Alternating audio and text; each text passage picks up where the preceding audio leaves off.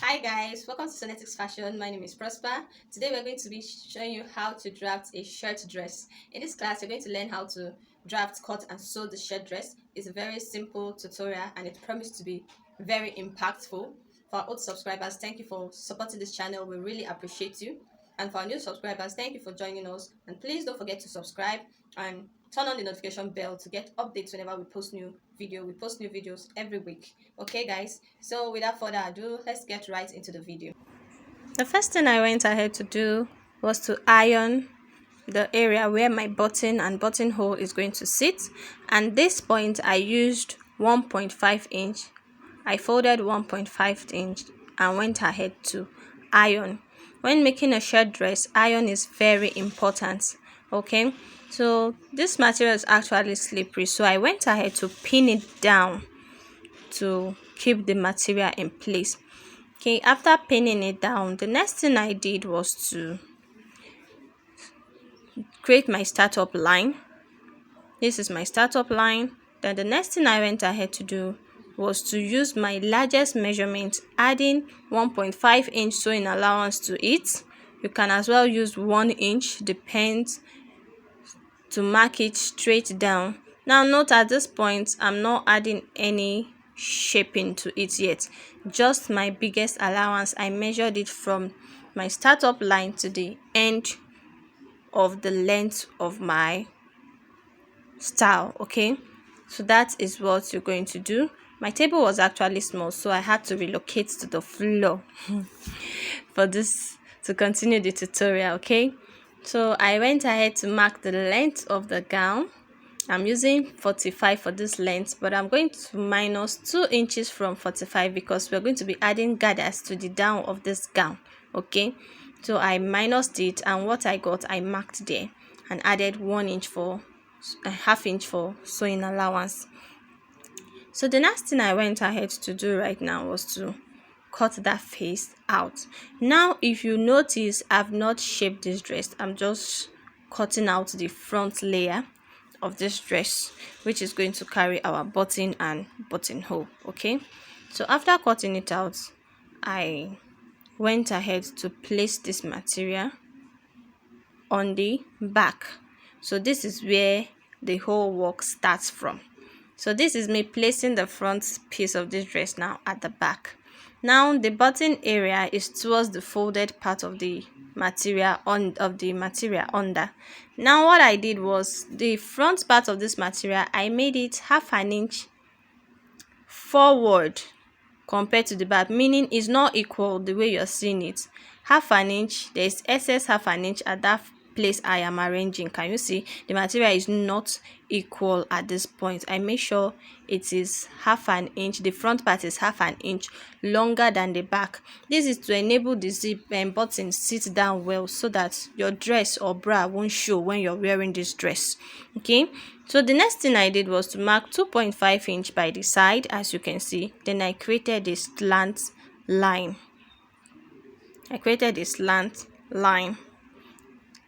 After creating this slant line, I went ahead to cut out. So I used the same method when sewing a shirt.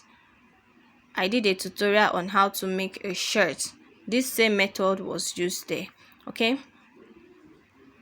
you can check out the video from my page. Okay, so the next thing I did was to drag the front piece down, and I ensure it was 3 inches long, meaning the back is 3 inches longer than the front. Can you see? I went ahead to fold it, and I ensure I placed it on top by half inch. This means that the up is lapping on the front by half an inch. Then I went ahead to iron. So the next thing I did now was to put in my neckline. The width of this neckline is 2.5, and the depth I used 3 inches because my client's neck is not big. So just do what works for you. Ensure you start small so that the neck is not too wide. So I went ahead to cut out, then I fold in the front and I cut it out. Okay, so the front measurement always guides that of the back. Then at this point I used my measuring tape to measure the neck round to ensure it's exactly the neck measurement of my client. Okay, and it was. So the next thing I went ahead to do was to mark the shoulder line. Can you see I slanted it, then I added half an inch for sewing allowance. Okay, then the next thing I went ahead to put in my armhole depth, and I replicated the shoulder measurement on that armhole depth to give me a straight line. Okay, so after doing that, I connected the lines, then I created my armhole curve. The next thing I went ahead to do was to check if the armhole curve is exactly what I wanted, and it was. And I went ahead to mark my waistline, my hip line, and I also went ahead to mark the line where my curve is going to take effect from. Okay, after marking the necessary lines, I went ahead to insert my horizontal measurement. Now my measurement is not actually fitted. Since this is a shirt gown, we don't want our skin showing out, so I added extra 2 inch to the actual measurement of my client, so it looks fitted, is not loose and is not tight, it's just fitted. Okay, so I went ahead to curve the down part. Can you see the curve there? And I also went ahead to connect the lines, the bust line, the hip and waistline, and the hip line down. So this is how it's looking. If you've gotten value to this extent, please do well to leave a thumbs up, and don't forget to leave a comment. This helps our video go far. And if you have not subscribed, kindly do well to subscribe. You are welcome to the family. Okay,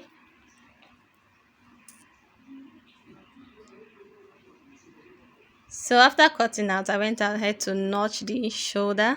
I also went ahead to notch the buttonhole and button line to help me, to guide me when I'm sewing. Okay, so can you see it's looking beautiful? The next thing I went ahead to do was to mark my sleeve line, then added half an inch to whatever I got for sewing allowance. I connected the line, then I came down by 4 inches, then I curve my armhole depth. Okay, so the next thing I went ahead to do was to put in my round sleeve and added 1 inch for the sewing allowance of this round sleeve. So I ensure my armhole curve is the same thing I got with my shirt, so that I don't have shortage when I'm sewing them together. So please take note. Okay, I went ahead to notch the up part of this dress and as well the down part of this dress. Okay, at this point I added paper stitch to this buttonhole area, so it's going to be firm and thick. My client actually wanted lining for this dress because it's quite a light lining, so we needed to quite a light material, so we needed to line in it. So what I did was I ensure part of the material serves as lining as well for the inner. So if you notice at the neck area, the lining is not equal with this dress. That is to ensure part of the material serve as my inner lining as well. But when cutting for the back, ensure it is equal. Okay, so I went ahead to cut out the lining, and the next thing I'm going to do was to sew. Okay, so can you see it's not equal at all? It's not equal. The lining in front is not equal with the lining at the back.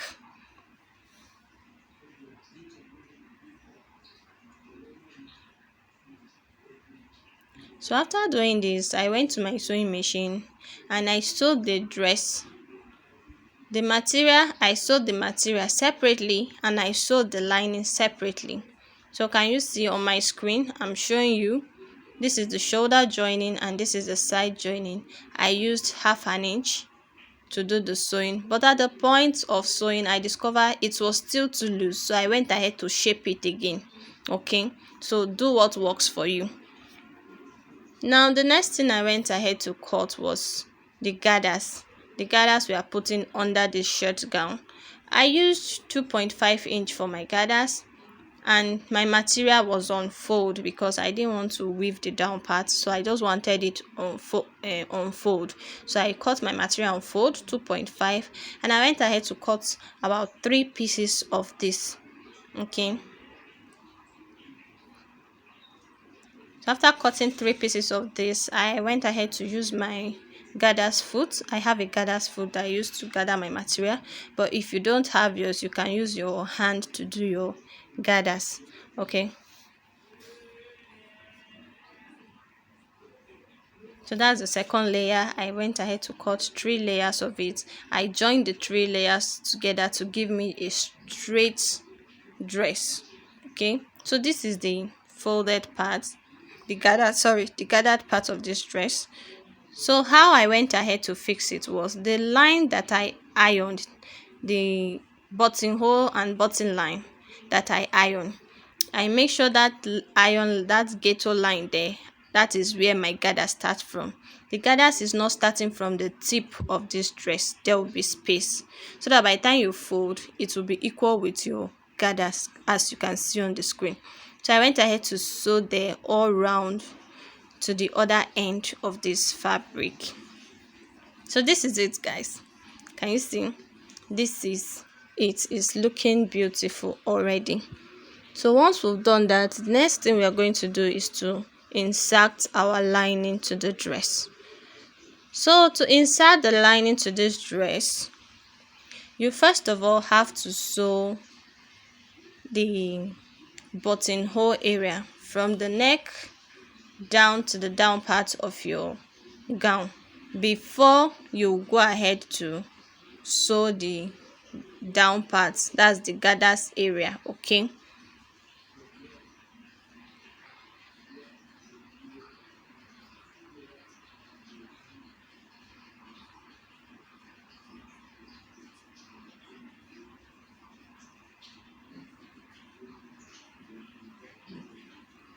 so this is it, guys. This is the sewn part of the buttonhole area. Can you see? So the next thing I'm going to do, I went ahead to do, was to sew the gathers part also. I used my pin to secure it so that I don't make mistake, and ensure you are sewing from the fabric side so that you can sew well on the already sewn line. I don't know if you can get me. You sew from your materials, so that will help you to guide you, so that by the time you finish sewing, you will not be seeing sewn lines on the outer part of this dress. Okay,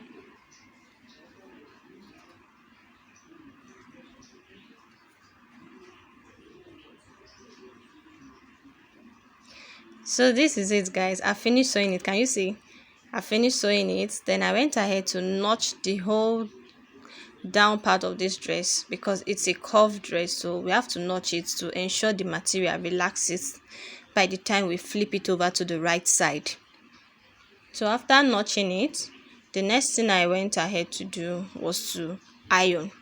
I can't emphasize how ironing is to our sewing. So at the buttonhole area, I went ahead to add hemming gum before ironing, so that by the time I iron, or by the time my client wears her clothes, it doesn't start shifting. So the hemming gum helps the lines to stay firm, and it helps me also to put my buttonhole without stress. Okay, so that's what I did there.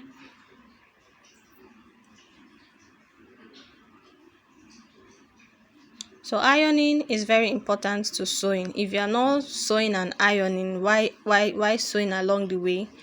Please ensure you start doing so. The next thing I went ahead to do was to fix in the sleeve. After fixing the sleeve, I went ahead to fix the sleeve round. So after fixing the sleeve, I'm going to use my interlocking machine to weave the sleeve armhole. Okay, so you can see the neatness of this dress inside is looking clean, it's looking neat, and it's not looking rough. Okay, so this is it, guys. See the neatness, looking neat. I went ahead to interlock the armhole of this dress when I'm done with the sewing. So the next thing is to fix the collar. I measured round the collar. I did a tutorial on how to do this, and I'll leave a link in the description to help you do that. So I already cut the collar just to show you before sewing. So I went ahead to sew the collar and fix it on this dress. Okay guys, I'll leave the link in the description to the collar. So this is the final look of our dress. Can you see? It's looking beautiful. I actually like it. You can style this dress as freely as it's looking, and you can also style it with a belt. It's looking so beautiful, and the color is just giving, it's giving elegance. Can you see the fitting with the belts? Very beautiful. So if this class has been helpful, don't forget to subscribe and don't forget to leave a comment. I'll see you in my next class. Bye.